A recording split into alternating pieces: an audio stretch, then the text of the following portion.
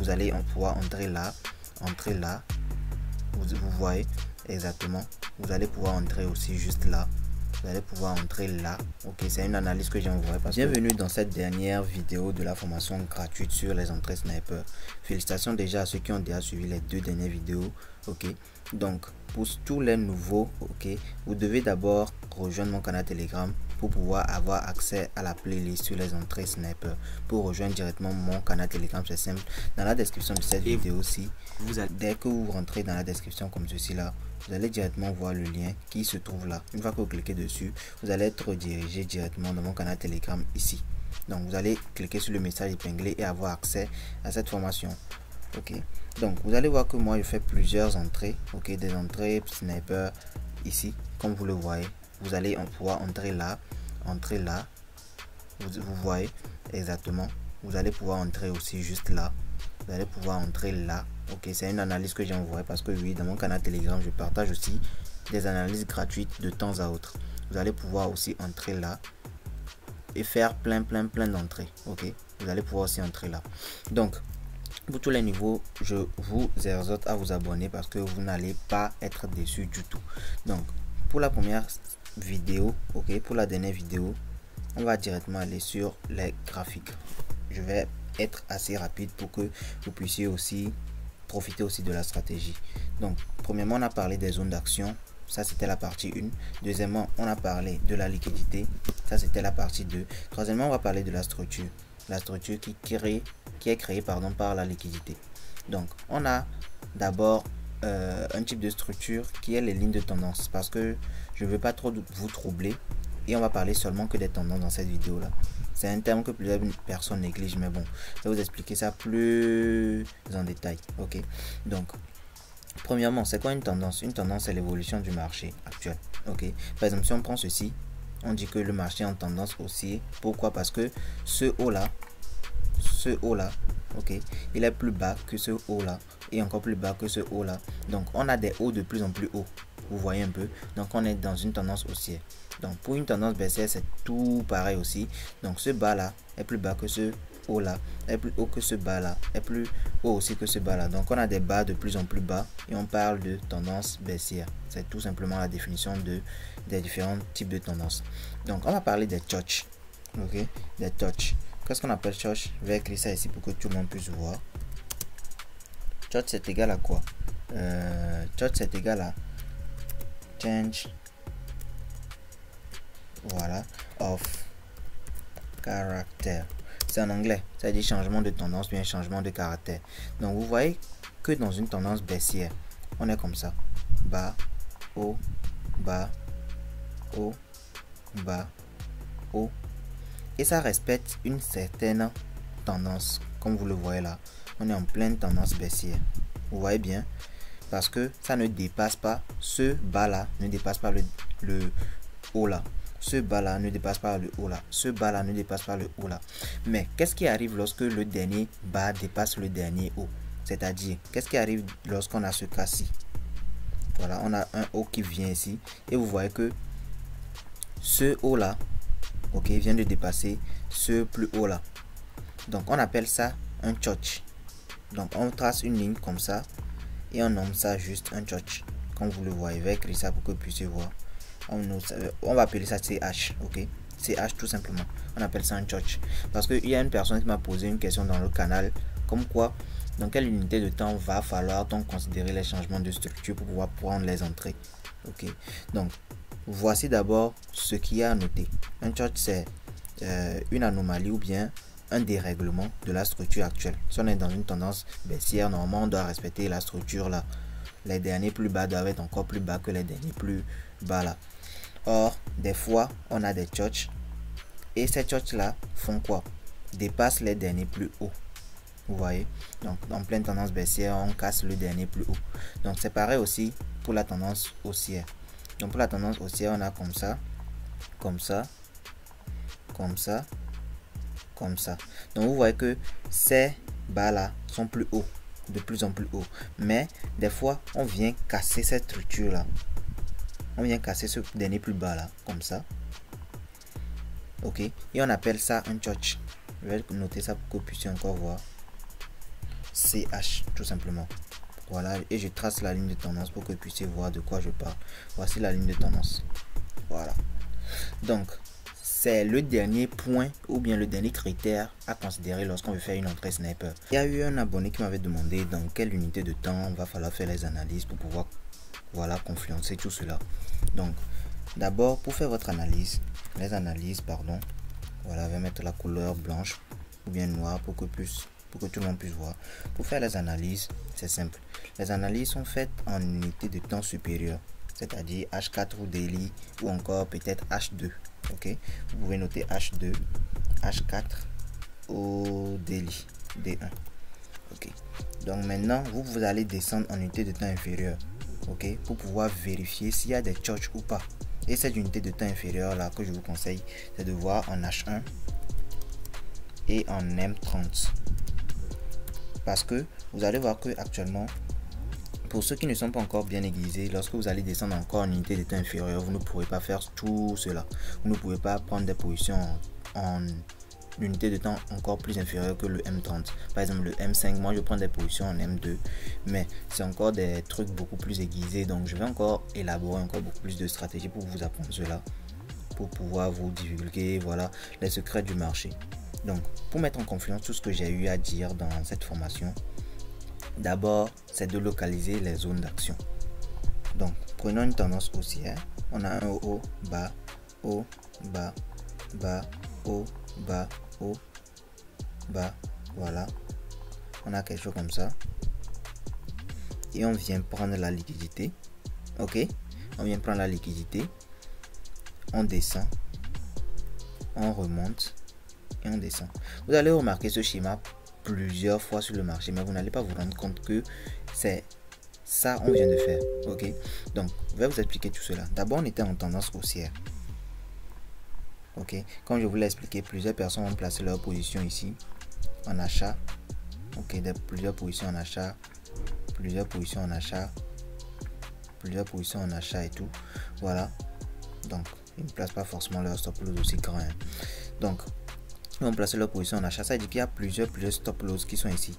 Donc pour que vous puissiez voir, ça va mettre des logos dollars pour que vous sachiez que c'est la liquidité qu'il y a là-bas. Vous voyez, tout ça là, c'est de la liquidité. Donc après, le marché vient faire ceci. Il crée aussi une petite trend line ici là, comme ça, et les gens prennent encore des positions en sell. Ok, comme ceci. Quelqu'un prend une position là en sell. Ok, je vais cloner. Quelqu'un prend encore une position là en sell.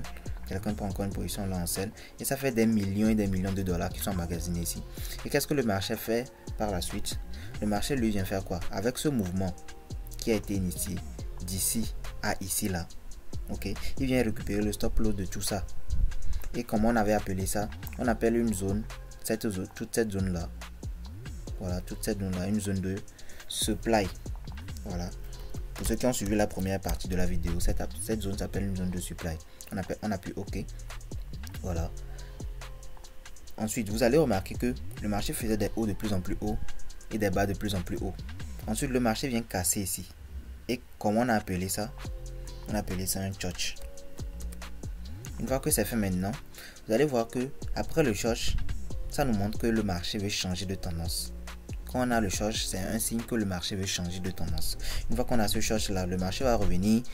On a une confirmation que le marché veut changer de tendance. Donc nous, on n'a plus qu'à placer notre position quelque part ici là, quelque part dans la zone de supply, pour pouvoir faire une autre entrée sniper pour pouvoir descendre. Donc nous, on va pas attendre tout ça là, hein. On vient juste placer notre ordre ici. Voilà, on place notre stop loss quelque part ici, juste en haut de la zone de supply, et notre take profit va être quelque part encore plus en bas. Donc pour ceux qui seront plus aiguisés, vous pouvez avoir des zones d'entrée beaucoup plus smart comme ceci là.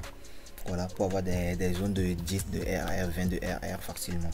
Donc c'est pareil aussi pour la tendance haussière. Donc pour la tendance haussière, vous allez avoir quelque chose comme ça: haut, bas, haut, bas, haut, bas, haut, bas et tout. Donc je vais expliquer pour la tendance baissière maintenant. Pour la tendance baissière, ça sera aussi pareil, quelque chose comme ça. Ok, des bas de plus en plus bas. Et ensuite, le marché vient créer une petite trend line haussière, vient liquider tout ceci, ce qui crée notre zone de demand. Maintenant, ce n'est plus une zone de supply, c'est notre zone de demand ici là. Voilà. Voilà notre zone de demand. Après cette zone de demand là, le marché fait un church en coupant ou bien en dépassant ce dernier plus bas là. On appelle ça un church. Et après ce church, le marché vient réagir dans la zone du demand. Le church, au fait, ça nous sert de confirmation pour nous assurer que le marché veut changer vraiment de position. Donc voilà notre church ici là. Et maintenant le marché vient réagir dans la zone de demand. Et tout ce que nous on a à faire par la suite, c'est de prendre une position ici pour pouvoir impulser le marché à la hausse tout simplement. Voilà, on place notre stop loss et on impulse le marché à la hausse. Voilà une technique très simple d'entrée sniper que plusieurs personnes peuvent prendre très facilement. Très facilement, je vous dis. Ok, donc on va aller sur le graphique pour que vous puissiez voir vraiment de quoi je suis en train de parler. Ok, donc premièrement, on va prendre pour la tendance haussière. Donc on va aller en 1 heure. Donc en 1 heure, vous allez voir tout ceci là. Exactement. Voilà. Donc si on prend ce graphique là, tout simplement, si on prend ce graphe là, vous allez voir que quoi, le marché était en train de faire quoi? Une impulsion haussière, haut, bas, haut, bas, haut, bas, haut. Ok, mais avant de casser ce haut là, qu'est-ce qu'il a fait? Il est venu, il a créé une petite liquidité ici. Cette liquidité haut, bas, haut, bas, haut, bas, haut, bas. Il est venu liquider tout ceci là. Après cette liquidation, le marché est redescendu en créant le short, c'est-à-dire en cassant le dernier plus bas là, comme ça. Donc nous, tout ce qu'on avait à faire, c'est de tracer notre zone de quoi? Notre zone de supply. Voilà. Voilà notre zone de supply. On prend toute cette bougie là. Voilà notre zone de supply parce que le marché a pris toute cette liquidité là. Que je vais mettre une croix là-bas pour que vous puissiez voir. Le marché a pris la liquidité. Après cette prise de liquidité, le marché a créé notre zone de supply. Ok. Et après cette zone de supply, le marché a créé un short. C'est tout ce dont on a besoin pour faire cette rentrée sniper là. Après ce short là, vous allez voir que tout ce que nous on avait à faire, c'est d'attendre que le marché revienne dans notre zone. Et vous allez bel et bien voir que le marché est revenu dans notre zone ici. Lorsque vous allez descendre en unité de temps inférieure, en 15 minutes, vous allez pouvoir accéder à ce graphique. Mais puisque moi je suis en 1 heure et qu'on est sur dérive, je n'aurai pas accès au graphique, c'est-à-dire à des unités de temps encore plus inférieures. Or, moi je ne vais pas analyser sur MetaTrader. Mais lorsque vous allez descendre en unité de temps inférieure, vous allez voir qu'il y a encore ce move là, exactement quelque part ici. Et vous, tout ce que vous aurez à faire, c'est de placer votre ordre limite ici. Ce qui est sûr, vous serez déclenché. Vous serez forcément déclenché en plaçant votre stop loss quelque part là. Et vous allez voir déjà que avec ce petit mouvement baissier là, déjà vous avez déjà un risque ratio de 1 pour 4 facilement. Très facilement. Donc je vais encore prendre un autre exemple pour vous montrer un peu comment ça marche. Ok, voilà, on a encore un autre exemple. Donc on a d'abord un mouvement baissier. Voilà, haut bas, haut bas, haut bas, haut bas, haut bas. Et le marché fait quoi? Il vient créer un short en cassant le dernier plus haut là. Donc on a une zone de demand ici. Ok, donc le marché impulse, casse en venant liquider tous ceux qui ont placé leurs ordres ici. Tous ceux qui ont placé leurs ordres ici, le marché vient les liquider et vient créer notre encore zone de supply avant d'impulser encore et de créer le short. Voici notre short ici. Voilà, et voici notre zone de supply. Tout ce que vous avez à faire, c'est de placer juste votre position ici là. Une fois que vous placez votre position ici, vous placez juste votre stop loss que vous allez bien gérer. Ok, vous allez bien gérer en targetant le dernier plus bas, qui était quelque part ici. Donc vous allez voir déjà que vous serez à plus de 7 de RR, 7 de risque ratio, et c'est quelque chose qui est vraiment énorme dans le trading. Donc c'est pareil aussi pour ceux qui sont sur l'euro USD ou bien sûr voilà le forex. Ok, je vais encore prendre un exemple. Je vais voir si je peux trouver un exemple pour vous montrer cela facilement. Ok, je vais effacer tout cela. Voilà, je vais effacer tout ça comme ça. Donc si on prend cet exemple-ci, ici je suis en 4 heures, hein. Voilà pourquoi le graphique est comme ça. Donc si on prend cet exemple-ci, on est dans une tendance impulsion, baisse, impulsion, baisse, impulsion, baisse, impulsion, baisse, impulsion, baisse, et le marché vient prendre la liquidité. Donc après cette prise de liquidité là, qu'est-ce qu'on a? On a notre zone de demand. Voilà, on a tout simplement notre zone de demand qui se trouve ici. On trace juste. Après avoir tracé notre zone de demand, on voit qu'une impulsion va en haut. en créant le tchotch.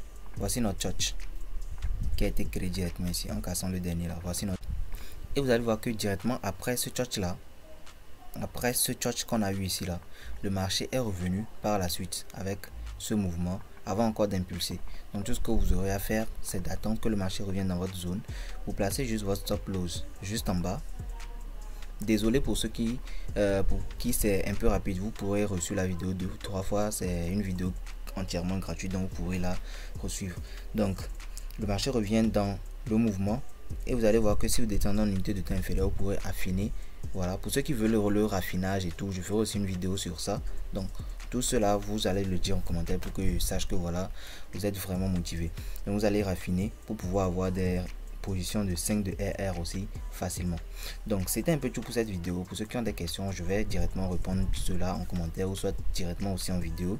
Je vous incite aussi à rejoindre directement mon canal Telegram parce que là je partage aussi de la plus-value si vous voulez faire des entrées de ce genre là, des entrées de ce genre là, des entrées de ce genre là facilement aussi. Voilà, je suis ici, je suis carrément entré sur la mèche. Pour ceux qui étaient directement dans le canal, ils ont dû remarquer ça. Je suis entré carrément sur la mèche. Voilà, donc c'était un peu tout pour cette vidéo. Abonnez-vous massivement pour que je puisse encore faire d'autres vidéos de ce genre et encore plus vous motiver. Donc il y a une stratégie que je suis en train d'élaborer pour ceux qui sont au courant, c'est la stratégie PCR. Donc je vous ferai plus de nouvelles directement dans ce canal là. On se dit à la prochaine, prenez soin de vous et je rappelle bien que c'est grâce à la stratégie PCR que je suis en train de faire ces genres d'entrées sur les mèches. Vous voyez que ici je suis en M3. Ok, pour savoir comment ça se fait, la stratégie de raffinage avec la stratégie PCR et tout, je vous expliquerai tout cela, mais ça sera dans un coaching beaucoup plus privé. Donc on se dit à la prochaine, prenez soin de vous et ciao.